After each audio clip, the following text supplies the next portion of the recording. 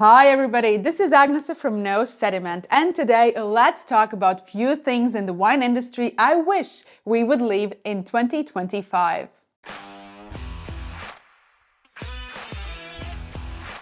"2025 was an amazing year, and I saw some exciting new trends forming in the wine industry. Few trends also slowed down, and there are few things I hope will not follow us into 2026. After all, we have to clear a little space for brighter things to come, so today let's talk about 4 trends I wish would stay in 2025. With this topic, I might upset some of my winemaker friends, but I hope I do not. I've been thinking about it for a while now, especially as before my own eyes certain wines become out of reach for me. And of course, this topic is way more complex and probably deserves a video of its own. So here it goes. For a while, one of the big optimisms in the wine world was the idea that people are drinking less, but better, meaning they enjoy wine less often, but they are willing to pay more for a single glass or a bottle. Premiumization. In response to this very welcome trend, premiumization has become almost like a main goal, something that winemakers, wine regions, and even entire countries began to focus on. But it is not the same thing as making the best wine you can and want and expecting an appropriate price for it. Improving quality is a slow and internal process. It happens in the vineyard and in the cellar, often over many years. Premiumization, on the other hand, is a market decision. It changes how wine is framed, who it competes with, and what expectations it creates. I fully support sustainable, smart viticulture, lower yields where appropriate, and precision winemaking. And I understand that the time, investment, and passion behind these wines can justify a higher market price. But new labels, rebranding, and freshly created estate legends just to match the market trend, that leaves me uneasy. Premiumization should mean that we are willing to pay more for a better product. It should not mean that we are asked to buy the same wine in a different packaging at a higher price. Maybe the next trend should be the search for the greatest value, because value brings quality and price back into the balance, and it allows everyone to find something truly exciting at the price point they feel most comfortable with. In my recent discussion series video, Talk Under the Wine, we talked how wine lovers' palates tend to gravitate towards 2 stylistic poles. In a way, you can divide all human palates, wine palates, into 2 sorts. There's the Burgundy palate, in which case you're a little bit shy about tannin, but you tend to love acidity and freshness and vivacity. And then there's the Bordeaux palate, where you enjoy tannin and texture a lot, but you tend to be a little bit more shy about acidity.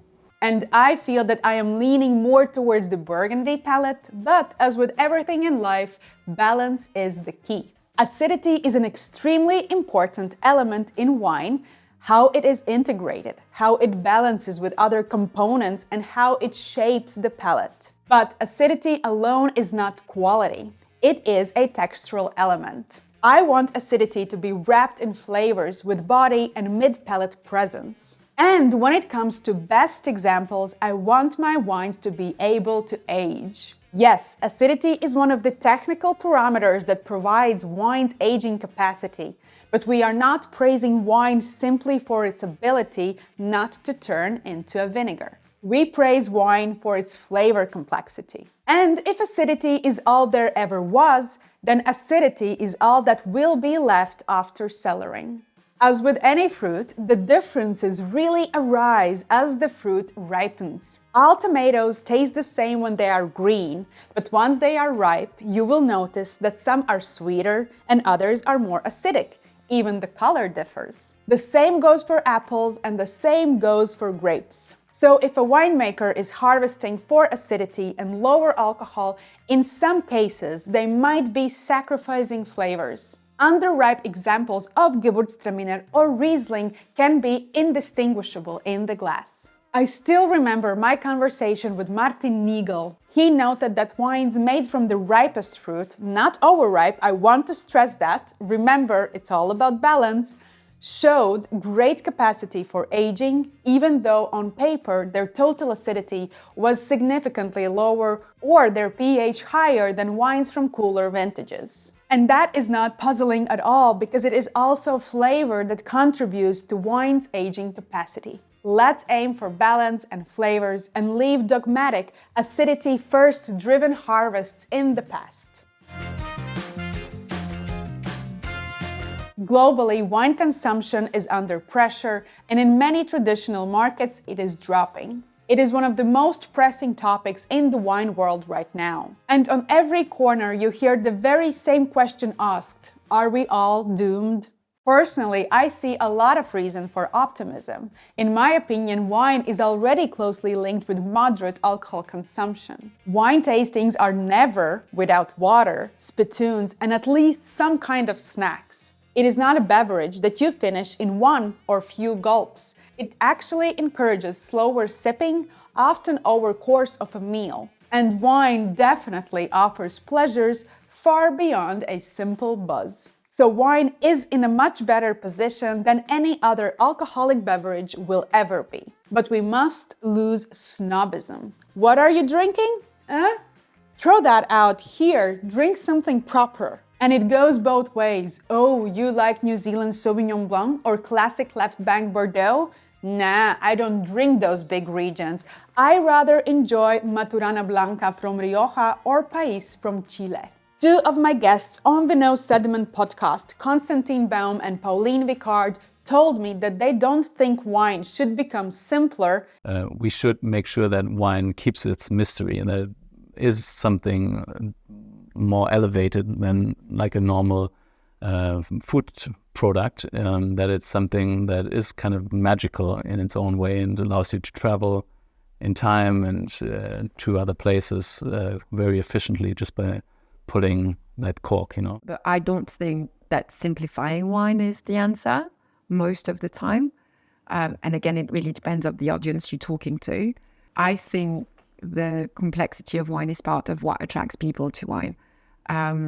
But complexity can be fun. When I hear everyone saying, oh, we're here to demystify wine and to simplify it, most of the time I'm thinking, please don't do it. And I completely agree, but it definitely should become less elitist. I agree with them that there is strength in being a complex and exciting world that people can explore through different topics that they enjoy the most. Be it history, chemistry, geology, or politics, the wine world can be truly curious instead of being intimidating or scary. So I invite everyone to leave the unsolicited explaining, the name dropping, and the emphasizing on how incredibly rare or serious this is, and instead simply share their passion for wine.